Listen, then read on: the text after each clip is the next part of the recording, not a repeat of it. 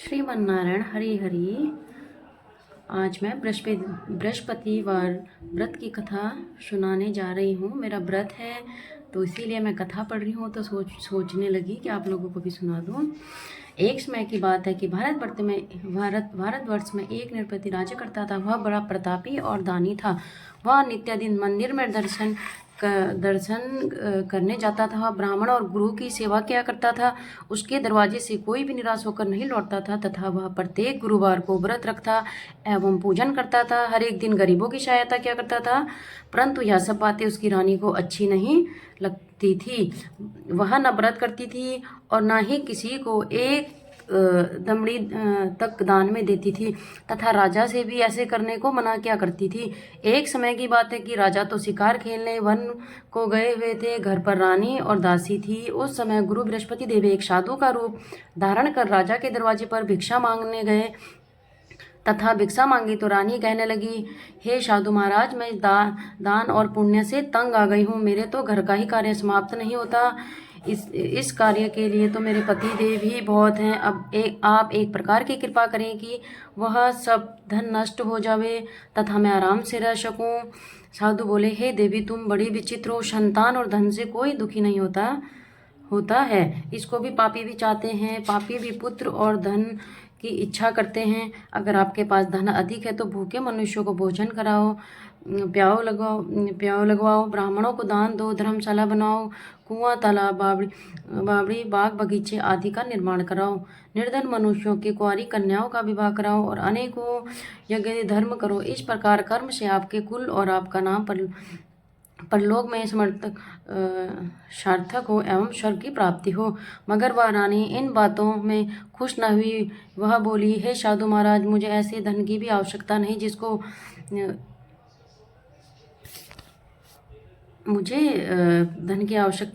जिसको रखने में और सारा समय बर्बाद हो जावे और मैं आराम से रह सकूं तथा जिसको उठने बैठने में सारा समय बर्बाद हो जाए, मैं आराम से रखूं। देवी बोली, हे देवी, तुम्हें बड़ी विचित्र हो। मैं तुम्हें बताता हूँ, वैसे ही करना। बृहस्पति के दिन गोबर से लीपना, अपने केशों को धोना, केशों को धोते समय स्नान करना, राजा से कहना वह हजामत कराए, भोजन में मांस मदिरा डालना, कपड़ा धोबी के यहाँ धुलवाने डालना। इस प्रकार सात बृहस्पति करने से तुम्हारा समस्त धन नष्ट हो जाएगा।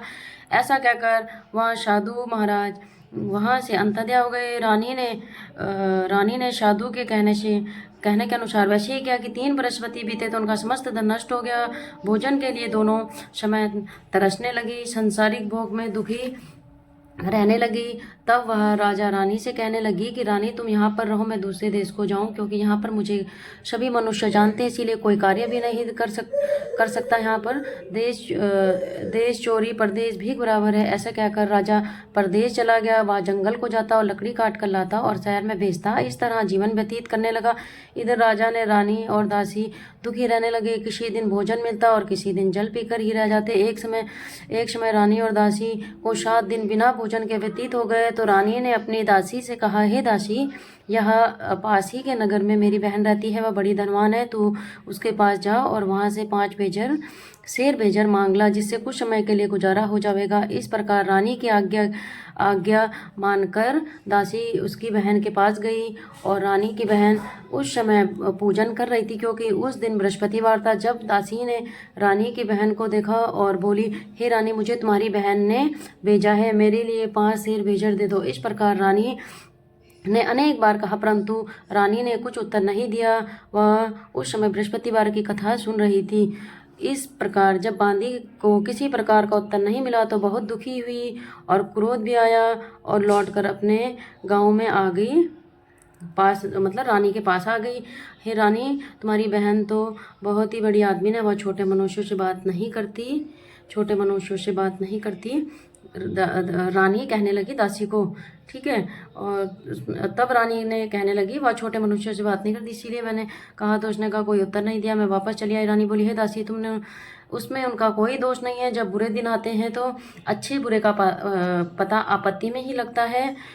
रानी कह रही दासी से, जो ईश्वर की इच्छा होगी वही होगा, वह हमारे भाग्य का दोष है। इधर उस रानी ने देखा कि मेरी बहन की दासी आई थी, परंतु मैं उससे नहीं बोली। इससे वह दुखी हुई होगी। यह सोच कथा को सुन और विष्णु भगवान का पूजन समाप्त कर वह रानी बहन के घर चल दी और जाकर अपनी बहन से कहने लगी कि हे बहन, मैं बृहस्पतिवार का व्रत कर रही थी, तुम्हारी दासी आई थी, परंतु जब तक कथा होती तब तक ना उठते हैं और ना बोलते हैं, इसलिए मैं ना बोली। कहो तुम्हारी दासी क्यों आई थी? रानी बोली, बहन हमारे यहाँ अनाज नहीं था। वैसे तुमसे कोई बात छिपी नहीं है, कारण मैंने दासी को तुम्हारे पास शेर भेजर के लिए भेजा था। रानी बोली, बहन देखो, बृहस्पति भगवान मनोकामना पूर्ण करते हैं, देखो शायद तुम्हारे घर में अनाज रखा हो। इस प्रकार का वचन सुन रानी ने सुना तो घर के अंदर गई और इस प्रकार का उसे एक गड़ा भेजर का मिल गया। तब तो रानी और दासी बांधी बहुत ही खुशी और दासी से कहने लगी, हे रानी देखो, वैसे हमको नहीं मिलता तो हम रोजाना ही व्रत रखते हैं, अगर व्रत की विधि और कथा पूछ ली जावे तो हम भी क्या करें। तब रानी ने अपनी बहन से पूछा कि हे बहन, बृहस्पतिवार की व्रत की कथा कैसे करनी चाहिए? रानी की बहन ने कहा, गुरु के व्रत के में चने की दाल, मुनक्का, विष्णु भगवान के केले की जड़ में पूजन करें तथा दीपक जलावें, पीला भोजन करें, कहानी सुने तथा इस प्रकार भगवान प्रसन्न होते हैं, अन्न पुत्र धन देते हैं, मनोकामना पूर्ण करते हैं। इस प्रकार रानी और दासी दोनों ने निश्चय किया कि बृहस्पति देव भगवान का पूजन जरूर करेंगे। 7 दिन बाद बृहस्पतिवार आया तो उन्होंने व्रत रखा। गुड़साल में जाकर चना गुड़ बिन लाई और तथा उसकी दाल से केले की जड़ में पूजन करा, विष्णु भगवान का पूजन किया। अब भोजन पीला कहाँ से आवे, बेचारी बड़ी ही दुखी, परंतु उन्होंने व्रत किया था तो गुरु भगवान प्रसन्न थे। 2 थालों में सुंदर पीला भोजन लेकर आए और दासी को देकर बोले, हे दासी, यह तुम्हारे और रानी के लिए है भोजन है, तुम दोनों करना। दासी भोजन पाकर बड़ी प्रसन्न हुई और रानी से बोली, चलो रानी जी भोजन कर लो। रानी को इस विषय में कुछ भी पता नहीं था। वह दासी से बोली, तू ही भोजन कर, तू ही हमारी व्यर्थ में हंसी उड़ाती है। दासी बोली, एक महात्मा भोजन दे गए हैं, वह भोजन तेरे ही लिए दे गए होंगे, तू ही भोजन कर।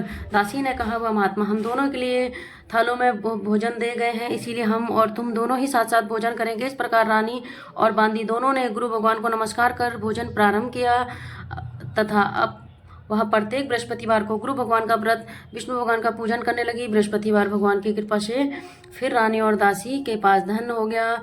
रानी फिर से उस समय आलस्य करने लगी। तब दासी बोली, देखो रानी, तुम पहले इसी प्रकार आलस्य करती थी, तुम्हें यह धन रखने में कष्ट होता था, इस कारण सभी धन नष्ट हो गया है। अब गुरु भगवान की कृपा से धन मिला है तो फिर तुम्हें आलस्य होता है। मुसीबतों के बाद हमने यह धन पाया, इसीलिए हमें दान पुण्य करना चाहिए तथा भूखे मनुष्यों को भोजन कराओ, प्याओ, और ब्राह्मणों को दान दो, कुआं, तालाब, बावड़ी आदि का निर्माण कराओ, मंदिर पाठशाला बनाओ, दान दो, कुंवारी कन्याओं का विवाह कराओ, धन को शुभ कर्मों में खर्च करो, कुल का यश बढ़े और स्वर्ग प्राप्त हो और पितर प्रसन्न होंगे। तब रानी ने इस तरह के कर्म करने प्रारंभ कर दिए। काफी यश फैलने लगा। एक दिन रानी ने दासी से विचार करने लगी कि ना जाने राजा किस प्रकार से होंगे, उनकी कोई खबर नहीं मिली। गुरु भगवान ने उससे उन्होंने प्रार्थना की और भगवान की रात्रि में राजा के स्वप्न में कहा, हे राजा, उठ, तेरी रानी तुझको याद कर रही है, अपने देश को चलो। राजा प्रातःकाल उठकर विचार करने लगे। स्त्री जाति खाने और पहनने की संग नहीं होती। भगवान की कृपा आज्ञा मानकर वह अपने नगर के लिए चलने के लिए तैयार हुआ। उससे पूर्व जब राजा परदेश चला गया तो परदेश में दुखी रहने लगा। प्रतिदिन जंगल में लकड़ी बिनकर लाता, उन्होंने शहर को बेचता, दुखी जीवन को बड़ी कठिनाइता के साथ व्यतीत करता था। एक दिन राजा दुखी हो अपनी पुरानी बातों को याद करने लगा और रोने लगा। तब उस जंगल में बृहस्पति देव एक साधु का रूप धारण कर आ गए। राजा के पास आकर बोले, हे लकड़हारे, तुम सुनसान जंगल में किस चिंता में बैठे हो, मुझे बताओ। यह सुन राजा के नेत्रों में जल भर आया और साधु की वंदना कर बोला, हे प्रभु, आप सब कुछ जानने वाले हो। इतना कहा साधु को अपनी संपूर्ण कहानी बता दी। महात्मा दयालु होते हैं। उसे बोले, हे राजा, तुम्हारी स्त्री ने बृहस्पति देव का अपराधना किया, जिससे कारण तुम्हें यह दशा हुई है। अब तुम किसी प्रकार की चिंता मत करो, भगवान तुम्हें पहले से भी अधिक धनवान करेंगे। व्रत प्रारंभ किया और तुम मेरा कहा मानकर बृहस्पतिवार को व्रत करके चने की दाल, गुड़, जल के लोटे में डालकर केले का पूजन करो। फिर कथा कहो और सुनो, भगवान तेरी सब मनोकामनाएं पूर्ण करेंगे। साधु को प्रसन्न देखकर राजा बोले, हे प्रभु, मुझे लकड़ी बेचकर इतना पैसा नहीं मिलता कि जिसके उपरांत मैं कुछ बचा सकूं। और भोजन के उपरांत मैं कुछ बचा सकूं। रात्रि में अपनी रानी को व्याकुल देखा, इसके पास कुछ भी नहीं जिससे कि मैं इसकी खबर मांग सकूं, और फिर मैं कौन सी कहानी कहूं या मुझको मालूम नहीं है। साधु ने कहा, हे राजा, तुम किसी बात की चिंता मत करो। बृहस्पतिवार के दिन रोजाना की तरह लकड़ियां लेकर शहर को जाओ। रोजाना की तरह तुम्हें दुगना धन प्राप्त होगा। बृहस्पति देव की पूजा का सामान भी आ जाएगा। और बृहस्पति देव की कहानी निम्न प्रकार है। प्राचीन काल में एक ब्राह्मण था। वह बहुत ही निर्धन था। उसके कोई भी संतान नहीं थी। उसकी स्त्री मलिनता के साथ रहती थी। वह स्नान न करती, किसी देवी देवता का पूजन न करती, प्रातः काल उठती, सर्वप्रथम भोजन करती, बाद में अन्य कार्य करती थी। इससे ब्राह्मण देवता बड़े दुखी थे बेचारे, बहुत कुछ कहते किंतु उसका कोई परिणाम ना निकला। भगवान की कृपा से ब्राह्मण की स्त्री कन्या रूपी रत्न पैदा हुई। वह कन्या अपने पिता के घर में बड़ी होने लगी। बालिका प्रातः काल स्नान करके विष्णु भगवान का जाप करने लगी। बृहस्पतिवार को व्रत करने लगी। अपने पूजन को समाप्त कर स्कूल जाती तो मुट्ठी में जौ भर ले आती और पाठशाला के मार्ग में डालती जाती। तब ये जौ स्वर्ण के हो जाते। लौटते समय बिनकर घर को ले आती थी। एक दिन वह बालिका सूप में उन सोने जौ को फटकार कर साफ कर रही थी। उसके पिता ने देख लिया और कहा, बेटी, सोने के जौ को फटकारने के लिए सोने का ही सूप होना चाहिए। दूसरे दिन गुरुवार था। कन्या ने व्रत रखा था और बृहस्पति देव की से प्रार्थना करके कहा, हे प्रभु, मैंने आपको सच्चे मन से अगर आपकी पूजा करी हो तो मुझे सोने का सूप दे दो। बृहस्पति देव जी ने उनको सोने का स्वीकार कर लिया, उनकी प्रार्थना स्वीकार करी और उन्हें सोने का सूप मिल गया। कन्या जौ फैलाती भी जाने लगी। लौटकर जौ बिन रही थी। बृहस्पति देव की कृपा से उन्हें सूप मिल गया। वह उस घर में ले आई जिसे जौ साफ करने, परंतु उसकी माँ का वही ढंग था। एक दिन की बात है कि कन्या सोने के सूप में जौ साफ कर रही थी। उस समय वह शहर के राजपुत्र वहां से होकर निकला। इस कन्या के रूप और कार्य को देखकर मोहित हो गया और अपने घर आकर भोजन तथा जल त्याग दिया। उदास लेट गए। राजा को जब इस बात का पता चला तो प्रधान मंत्रियों के साथ राजा उनके पास गए और बोले, हे बेटा, तुम्हें किस प्रकार का कष्ट है? किसी ने तुम्हारा अपमान किया अथवा कोई और कारण है? सो कहो, मैं वही कार्य करूंगा जिससे तुम्हें प्रसन्नता हो। आप अपने पिता की राजकुमारी ने बातें सुनी तो वह बोली, मुझे आपकी कृपा से किसी बात का दुख नहीं है। किसी ने मेरा अपमान नहीं करा है। मैं उस लड़की से विवाह करना चाहता हूँ जो सोने के सूप में जौ साफ कर रही थी। सुन राजा को आश्चर्य हुआ और आश्चर्य में पड़ गया। बोला, हे बेटे, इस तरह की कन्या का तो पता तुम ही लगाओ, मैं अवश्य विवाह करवा दूंगा। उस लड़की के घर का पता लगवाओ। तब मंत्री उस लड़की के घर का और ब्राह्मण देवता को सभी हाल बताया। ब्राह्मण देवता के साथ अपनी कन्या के साथ विवाह कराने के लिए तैयार हो गया। विधि विधान के अनुसार ब्राह्मण की कन्या का विवाह राजकुमार के साथ हो गया। कन्या के घर से जाते ही पहले की भांति उस ब्राह्मण देवता के घर में गरीबी का निवास हो गया। भोजन के लिए भी अन्न भी बड़ी मुश्किल से आता। एक दिन दुखी होकर ब्राह्मण देवता अपनी पुत्री के पास गए। बेटी ने पिता की दुखी अवस्था देखकर और हाल पूछा। तब ब्राह्मण ने सभी हाल बताया। कन्या ने बहुत सा धन देकर अपने पिता को विदा कर दिया।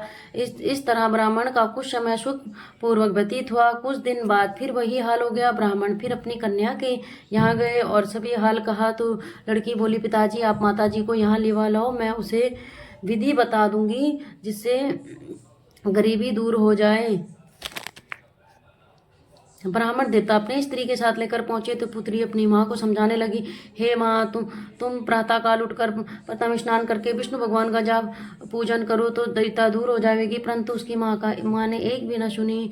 माँ ने काल उठकर प्रातः काल बच्चों को झूठन को खा लिया। एक दिन पुत्री को बहुत सा गुस्सा आया। उसने रात कोठरी में सभी सामान निकाल दिया और अपनी माँ को उसमें बंद कर दिया। प्रातः काल उसमें से निकाला तथा स्नान आदि करा के पाठ करवाया तो उसकी माँ की बुद्धि ठीक हो गई। प्रत्येक बृहस्पतिवार को व्रत रखने लगी। इस व्रत को प्रभाव से माँ का बहुत ही धनवान तथा पुत्रवती हो गई और बृहस्पति देव के प्रभाव से स्वर्ग को प्राप्त हुई तथा वह ब्राह्मण भी सुखपूर्वक इस लोक में सुख भोग कर स्वर्ग को प्राप्त हुए। इस तरह कहानी कहकर साधु देवता वहां से लोप हो गए। धीरे धीरे समय व्यतीत होने लगा।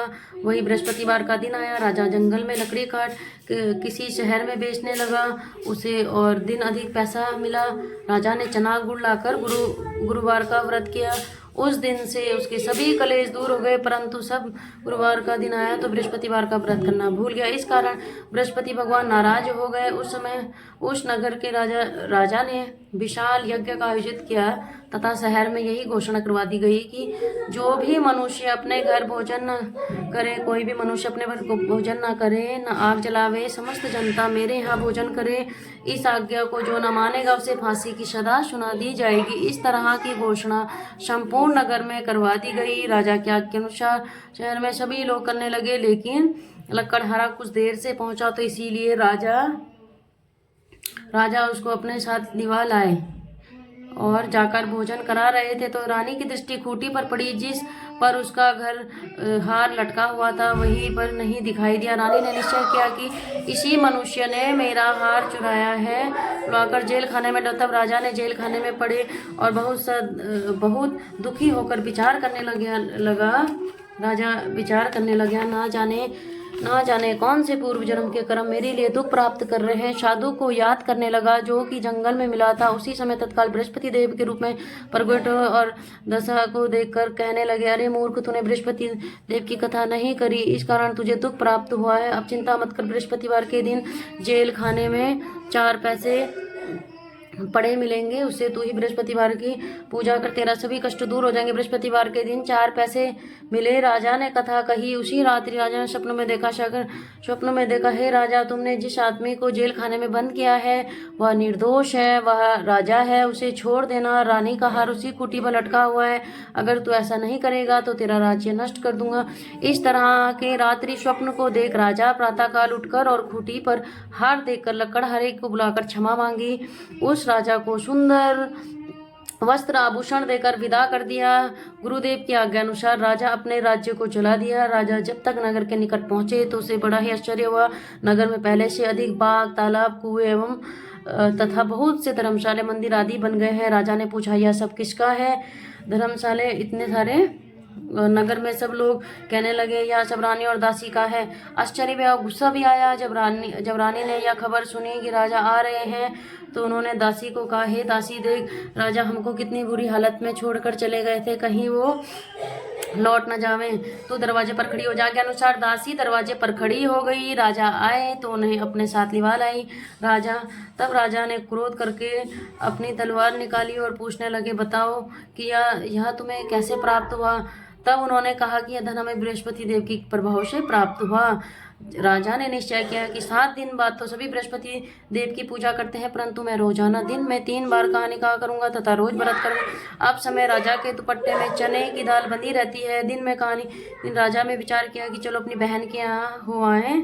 इस तरह निश्चय राजा ने घोड़े पर सवार होकर अपनी बहन से चलने लगा। मार्ग में उसने देखा कि कुछ आदमी मुर्दे को लिए जा रहे हैं। उन्हें रोका, कहा, राजा, अरे भैया, मेरी बृहस्पति देव की कथा सुन लो। बोले, हमारा तो आदमी मर गया, इसे अपनी कथा की पड़ी है। परंतु कुछ आदमी बोले, अच्छा भैया, कहो, अब तुम्हारी कहानी सुनेंगे। राजा ने दाल निकाली। जब तक कथा आदि हुई कि मुर्दा हिलने लग गया। जब तक कथा समाप्त हुई तो राम राम कहकर वह मनुष्य खड़ा हो गया। राजा आगे बढ़ा। आगे मार्ग में उसे किसान खेत में हल चलाता मिला। राजा ने उसे देखा और उससे बोला, अरे भैया, मेरी बृहस्पति देव की कथा सुन लो। किसान बोला, जब तक मैं तेरी कथा सुनूंगा तब तक मैं 4 हरिया जोत लूंगा, जा अपनी कथा किसी और को सुनाना। इस तरह राजा आगे चलने लगे। राजा के हटते ही बैल पछाड़ खाकर गिर गए तथा किसान के पेट में बहुत जोरों से दर्द होने लगा। उस समय उसकी माँ रोटी लेकर आई। उसने जब देखा तो अपने पुत्र से सब हाल पूछा और बेटी से सभी हाल कह दिया। बुढ़िया दौड़ी दौड़ी गुलसाल के पास आई और उससे बोली, मैं तेरी कथा सुनूंगी तो अपनी कथा मेरे खेत पर ही चल कर कहना। राजा ने बुढ़िया के खेत पर जाकर कथा कही, जिससे सुनते ही बैल खड़े हो गए तथा किसान के पेट में दर्द बंद हो गया। राजा अपनी बहन के घर पहुंचे तो बहन ने भाई की खूब मेहमानी की। दूसरे दिन सवेरे राजा जागे तो देखा कि सब लोग भोजन कर रहे हैं। राजा ने अपनी बहन से कहा, ऐसा कोई मनुष्य है जिसने भोजन नहीं किया हो? ऐसी बृहस्पति देव की कथा सुन लो भैया।